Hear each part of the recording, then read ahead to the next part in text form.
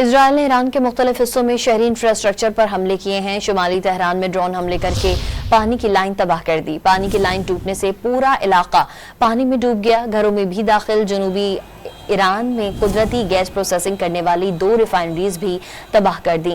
علاقے میں گیس کی قلت ہو گئی۔ عام لوگوں کو شدید مشکلات کا سامنا ہے۔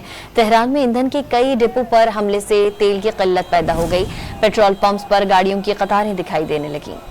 اسرائیل نے ایران کے مختلف حصوں میں شہری انفراسٹرکچر پر حملے کیے ہیں۔ شمالی تہران میں ڈرون حملے کرکے پانی کی لائن تباہ کر دی۔ پانی کی لائن ٹوٹنے سے پورا علاقہ پانی میں ڈوب گیا۔ گھروں میں بھی داخل۔ جنوبی ایران میں قدرتی گیس پروسیسنگ کرنے والی 2 ریفائنریز بھی تباہ کر دیں۔